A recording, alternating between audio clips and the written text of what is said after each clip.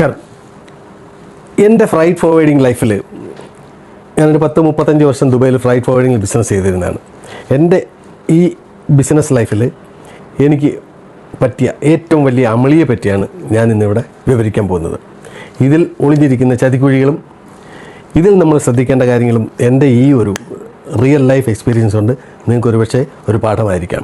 തീർച്ചയായിട്ടും ഈ ഫീൽഡിൽ ജോലി ചെയ്യാൻ ആഗ്രഹിക്കുന്നവർക്കും ബിസിനസ് ചെയ്യാൻ ആഗ്രഹിക്കുന്നവർക്കും ഇതൊരു ലെസൺ ആയിരിക്കും എന്നുള്ള കാര്യത്തിൽ ഒരു സംശയമില്ല. ഇത് ഏകദേശം ഒരു 10 വർഷമായി കാണും ഈ സംഭവം നടന്നിട്ട്. എൻ്റെ കൂടെ 1-2 ബിസിനസ് ചെയ്ത ഒരു യുവാവ്, ഏകദേശം 10-25-30 വയസ്സിനടുത്ത് പ്രായമുള്ള ഒരു യുവാവ്, അവിടെ വെച്ച് ദുബൈയിൽ വെച്ച് പരിചയമായ ഒരു യുവാവ് എൻ്റെ അടുത്ത് വരുന്നു. എൻ്റെ അടുത്ത് പറഞ്ഞ് 2 കണ്ടെയ്നേഴ്സ് എനിക്ക് ഖത്തറിലേക്ക് അയക്കണം, എക്സ്പോർട്ട് ടു ഖത്തർ. ഞാൻ ചോദിച്ചു സാധനം എന്താണ്? അപ്പോൾ അവൻ ജിപ്സം പൗഡറാണ്, ഇതാണ് അയക്കേണ്ടത്. എക്സ്പോർട്ടിങ് കമ്പനി എൻ്റെ അടുത്ത് എക്സ്പോർട്ട് ചെയ്യാനുള്ള ലൈസൻസ് ഇല്ല, അതുകൊണ്ട് അവിടെ എനിക്ക് ക്ലിയർ ചെയ്യാൻ പറ്റുന്ന ഒരു ലൈസൻസ് കൂടെ അറേഞ്ച് ചെയ്ത് തരണം. ഇവിടുന്ന് എക്സ്പോർട്ട് ചെയ്യുന്നവരും നിങ്ങൾ തന്നെ അറേഞ്ച് ചെയ്യണം എന്ന് പറഞ്ഞു. ഞാൻ പറഞ്ഞ് 1-2 ചെറിയ ബിസിനസ് അദ്ദേഹമായിട്ട് ചെയ്ത് എനിക്ക് പരിചയമുള്ളതുകൊണ്ട് ഞാൻ പറഞ്ഞു നോ പ്രോബ്ലം, നമ്മൾ എല്ലാം അറേഞ്ച് ചെയ്ത് തരാം. എക്സ്പോർട്ടറും ഇമ്പോർട്ടറും നമ്മൾ അറിയപ്പെടുന്ന കമ്പനികളെ പറ്റി കമ്പനികൾക്ക് ഹാൻഡ് ഓവർ ചെയ്യാമെന്ന് പറഞ്ഞു. അങ്ങനെ അദ്ദേഹം ഒരു 2 കണ്ടെയ്നർ ബുക്ക് ചെയ്യുകയും ഞാൻ ആ കണ്ടെയ്നർ അവിടെ അയക്കുകയും ചെയ്തു. ആ സമയം എനിക്ക് എമർജൻസിക്ക് ബോംബെ വരെ ഒന്ന് യാത്ര ചെയ്യേണ്ട ഒരു കാര്യമുണ്ടായിരുന്നു. അപ്പം ഓഫീസിലെ സ്റ്റാഫ് ഈ ഷിപ്മെൻറ്റ് അറേഞ്ച് ചെയ്തു. കണ്ടെയ്നർ അയച്ചു, കണ്ടെയ്നർ സ്റ്റഫ് ചെയ്തു, കണ്ടെയ്നർ തിരിച്ച് ഡിപ്പോസിറ്റ് ചെയ്തു. എക്സ്പോർട്ട് ഡോക്യുമെൻറ്റേഷനും ഇമ്പോർട്ട് ഡോക്യുമെൻറ്റേഷനും എൻ്റെ ദുബൈയിലുള്ള ഒരു സുഹൃത്തിനെ ഏർപ്പാടാക്കി അവർ തന്നെ ഇതിൻ്റെ എക്സ്പോർട്ട് ഡോക്യുമെൻറ്റേഷൻ അവരുടെ കമ്പനി എക്സ്പോർട്ട് ചെയ്യുന്നതായിട്ട് കാണിക്കുകയും ചെയ്തു. അവിടുത്തെ അവരുടെ ഒരു കൗണ്ടർ പാർട്ട് ഖത്തറിൽ ഇമ്പോർട്ട് ചെയ്യുന്നതും കാണിച്ചു. സാധനം ഖത്തറിലെത്തി. ഒരാഴ്ച സമയമെടുക്കും ദുബൈയിൽ നിന്ന് ഖത്തറിലേക്കുള്ള ട്രാൻസിറ്റ് ടൈം. അവിടെ ചെന്ന് കഴിഞ്ഞപ്പം അവിടുത്തെ ക്ലിയറിംഗ് ഏജൻറ്റ് ഒരു ഫോൺ വരുവാണ് എനിക്ക്. ഇമ്പോർട്ട് ചെയ്ത ആളും ക്ലിയറിംഗ് ഏജൻറ്റ് ഒന്നാണ്, 2 പേരും ഒന്നാണ്. അവർക്ക് ട്രേഡിംഗ് ഇമ്പോർട്ട് ലൈസൻസും ഉണ്ട്, ക്ലിയറിംഗ് ഫോർവേഡിങ് അവർ തന്നെ. അവരൊരു കാൾ വരുവാണ്, ഈ കാർഗോ കസ്റ്റംസ് തടഞ്ഞു വെച്ചിരിക്കുകയാണ്.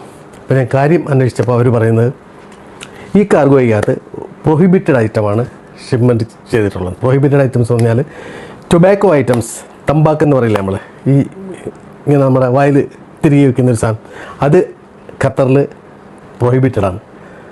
ഈവൻ ദുബൈയിലും അത് പ്രൊഹിബിറ്റഡാണ്. അവിടുന്ന് ഈ സാധനം ദുബൈയിൽ നിന്ന് അതവിടെ എത്തിപ്പെട്ടു. കസ്റ്റംസ് ചെക്ക് ചെയ്തു, അവർ പിടിച്ചു. ഇതിനു മുമ്പ് 2 ഷിപ്മെൻറ്റ് അവർ ഞാൻ ചെയ്തിട്ടുണ്ട്. അത് ഇതാണോ അല്ലയോ എന്ന് നമുക്ക് വേറെ ഇത് പിടിച്ചുകൊണ്ട് നമുക്ക് മനസ്സിലായി ഈ സാധനം ജിപ്സം പൗഡർ എന്നാണ് അവർ ഡിക്ലെയർ ചെയ്തും ഞങ്ങൾ ഡോക്യുമെൻറ്റ്സ് പാസ് ചെയ്തു. അവിടെ നിന്ന് അവർ വലിയൊരു ഫൈൻ ഇട്ടു. ഏകദേശം 2,85,000 ദിറത്തോളം UAE ദിറംസ്.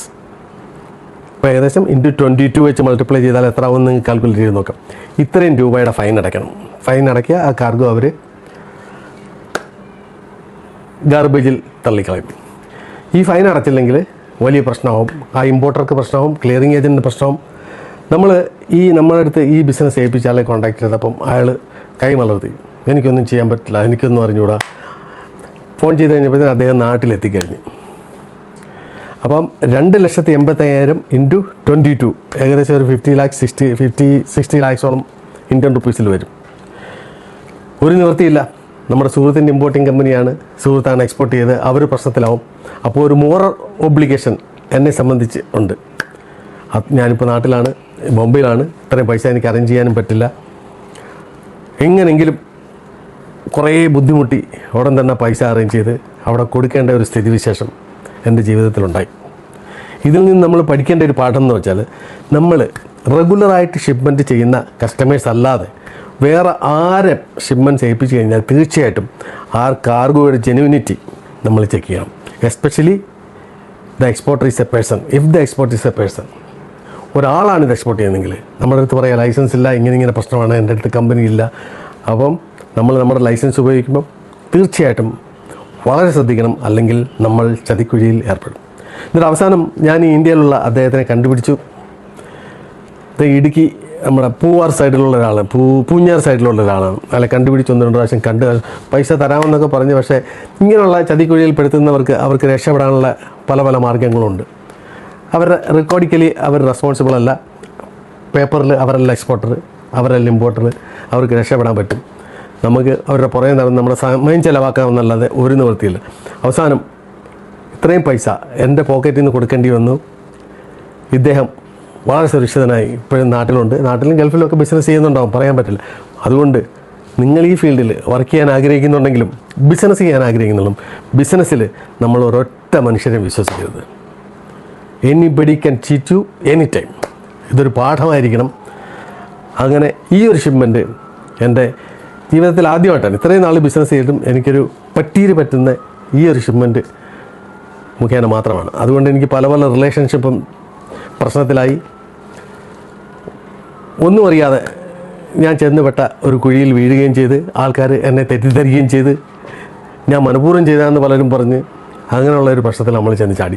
ശരിക്കും പറഞ്ഞാൽ കണ്ടെയ്നർ സ്റ്റഫ് ഇങ്ങനെയുള്ള ഷിപ്മെൻറ്റ്സ് നമ്മൾ ചെയ്യുമ്പോൾ ആ കണ്ടെയ്നർ സ്റ്റഫ് ചെയ്യുന്ന സ്ഥലത്ത് പോയി നമ്മൾ കാർഗോ ഇൻസ്പെക്റ്റ് ചെയ്യണം. ഇൻസ്പെക്റ്റ് ചെയ്ത് അവർ ഡിക്ലെയർ ചെയ്യുന്ന കാർഗോ ആണോ കണ്ടെയ്നർ ലോഡ് ചെയ്യുന്നതിന് നമ്മൾ ഉറപ്പ് വരുത്തണം. You have to ensure that they are loading the same stuff they have declared or they have told you. അതുകൊണ്ട് നിങ്ങൾക്ക് എല്ലാവർക്കും ഒരു പാഠമായിരിക്കണം. ഈ ഒരു ഇൻസിഡൻറ്റ് ഈ ഫീൽഡിൽ ബിസിനസ് ചെയ്യുന്നവർക്കും അല്ലെങ്കിൽ ജോലി ചെയ്യുന്നവർക്കും വളരെ ഉപയോഗപ്രദമായിരിക്കും. So be careful. ഇങ്ങനെയുള്ള ചതിക്കുഴികളിൽ പെടാതിരിക്കുക. Please follow me on cargo and canvas for details about shipping, freight forwarding and logistics. Bye bye.